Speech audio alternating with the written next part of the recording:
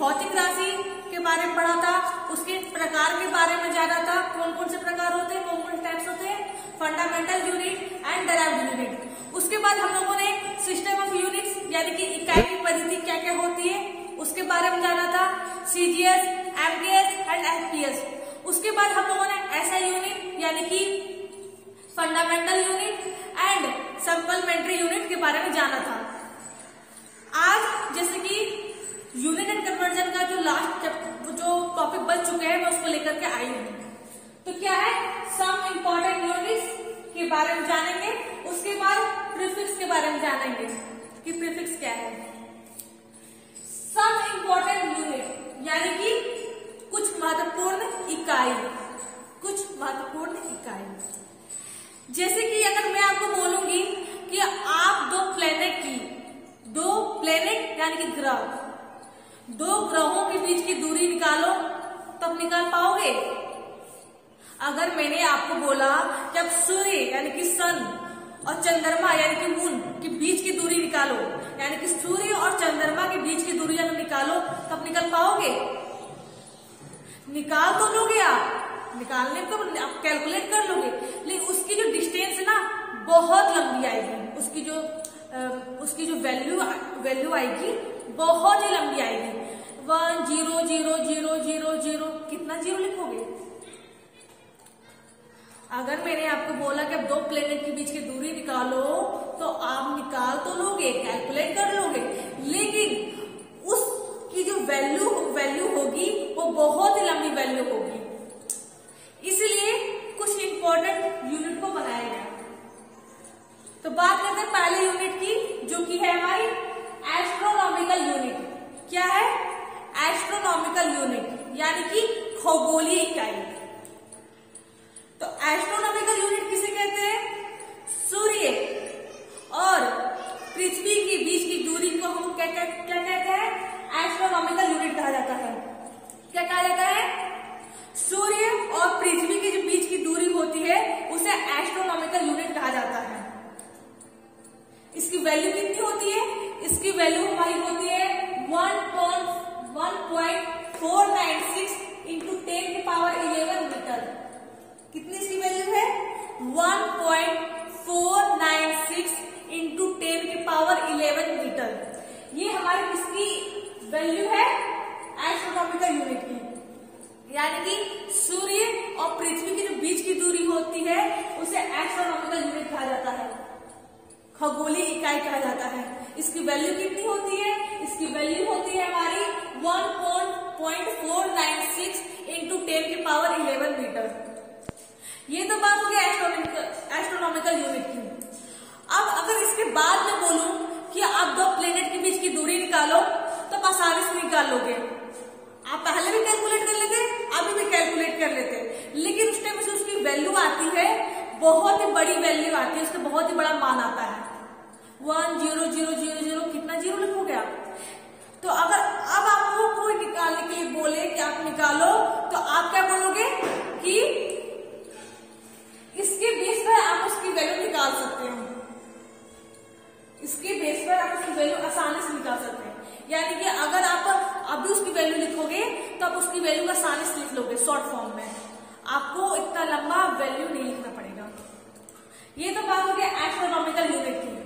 अब दूसरे यूनिट के बारे में जानते हैं, जो कि हमारा है लाइट ईयर यानी कि प्रकाश वर्ष। क्या है? लाइट ईयर यानी कि प्रकाश वर्ष।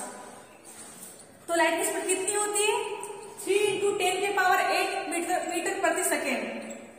निर्वात में प्रकाश द्वारा तय की गई चाल कितनी होती है? 3 इंटू 10⁸ मीटर प्रति सेकेंड। अगर इसको बोला जाए कि एक साल में लाइट की स्पीड कितनी होती है, एक साल में लाइट की स्पीड कितनी होती है, तो क्या करोगे आप? इसके स्पीड को 3 इंटू 10⁸, एक साल में कितने दिन होते हैं? 365 डेज होते हैं। एक दिन में कितने घंटे होते हैं? 24 घंटे होते हैं। एक घंटे में कितने मिनट होते हैं? 60 मिनट होते हैं। और एक मिनट में कितने सेकंड होते हैं? 60 सेकंड होते हैं। तो ये क्या है? ये हमारा एक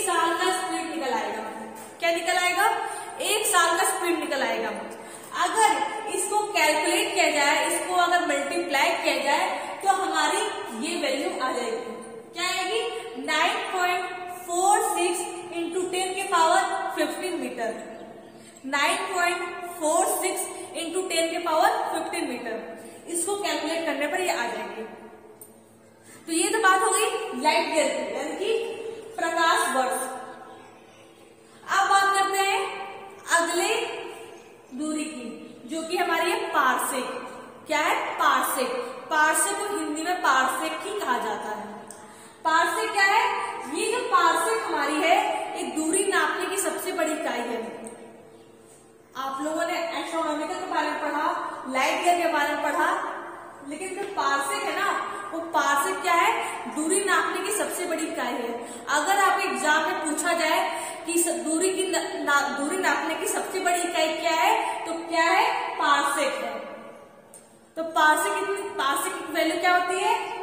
3.1 इंटू 10 के पावर 16 मीटर। क्या होती है? 3.1 इंटू 10 के पावर 16 मीटर। ये इसकी वैल्यू होती है। डिफरेंट बुक में डिफरेंट की वैल्यू दी गई है, लेकिन अलग अलग बुक में क्या क्या अलग अलग वैल्यू दी गई है। पारसेक की, एस्ट्रोनॉमिकल यूनिट की, लाइट ईयर की अलग अलग वैल्यू दी जाती है। तो पारसेक की वैल्यू क्या होती है? 3.1 इंटू 10 के पावर 16 मीटर। ये इसकी वैल्यू होती है। और ये भी ध्यान दीजिएगा कि 3.26 लाइट ईयर की होती है, यानी कि एक पारसेक बराबर हमारी 3.26 लाइट ईयर यानी कि प्रकाश वर्ष होती है। क्योंकि पारसेक जो हमारी है, ये दूरी नापने की सबसे बड़ी इकाई है। दूरी को मेजर करने के लिए सबसे बड़ी इकाई क्या है? पारसेक है। इसको आप ध्यान से किसी किनारे पर नोट्स में लिख लीजिएगा। तो ये हमने जाना, क्या जाना? सब इंपॉर्टेंट यूनिट के बारे में जाना। Astronomical unit, light year and parsec. अब जानते हैं अगले लेवल के बारे में, अगले टॉपिक के बारे में। क्या है हमारा अगला topic? Prefix of power of 10। Prefix of powers of 10 यानी 10 की घात के लिए क्या क्या आप उपसर्ग यूज करोगे। 10 की घात के लिए क्या क्या उपसर्ग यूज करोगे। उपसर्ग क्या होता है? प्रीफिक्स मतलब उपसर्ग ही होता है। प्रीफिक्स मतलब क्या होता है? उपसर्ग होता है। जैसे कि मैं रफ कर देती हूं,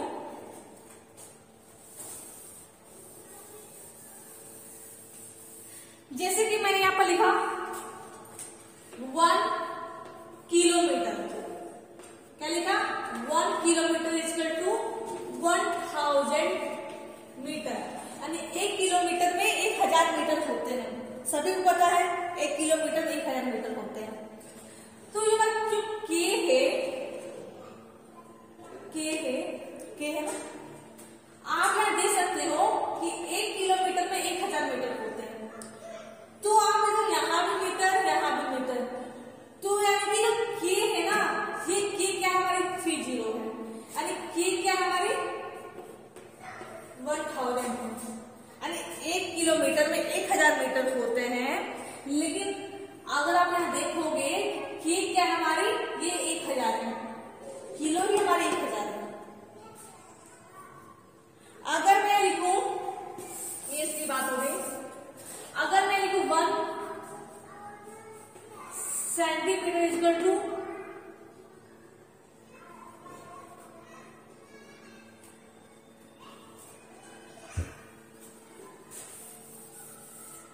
यहां मैं लिखूं 1000 ग्राम इक्वल टू 1 किलोग्राम।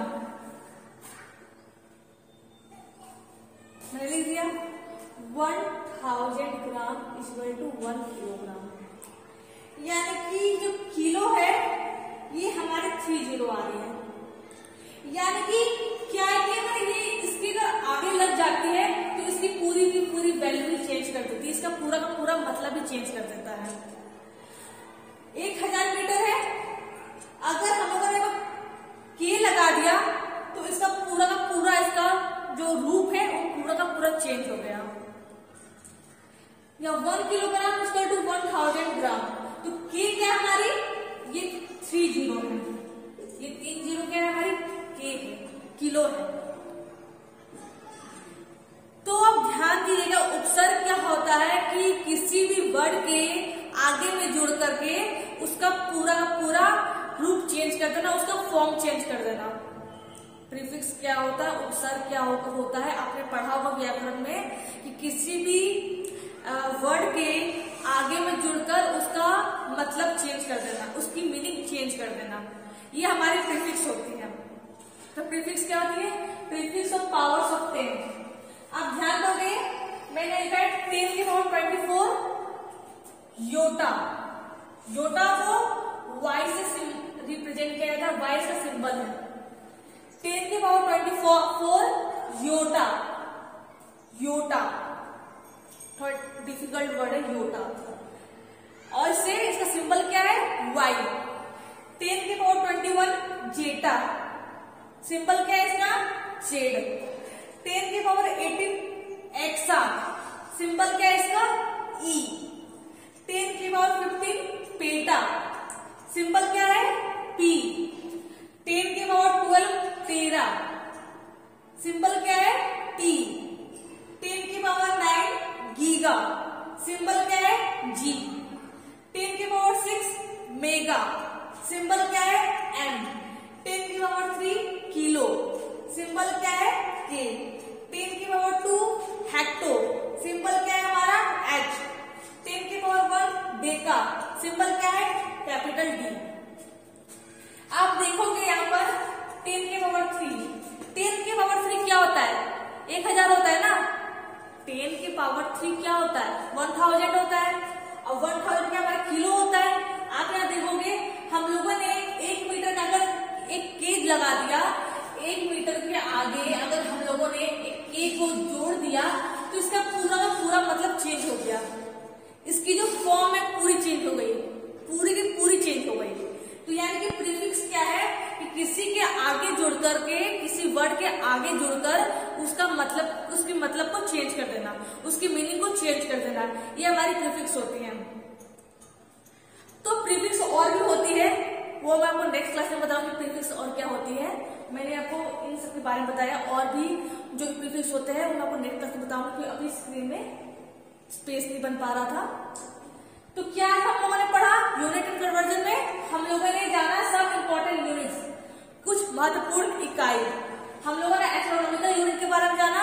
देखिए आप लोग क्या है कि इन सब वैल्यू को याद रखिएगा, माइंड में सेट कीजिएगा, क्योंकि इससे क्वेश्चंस आ सकते हैं एग्जाम में, परीक्षा में क्या है कि इनसे प्रश्न आ सकते हैं।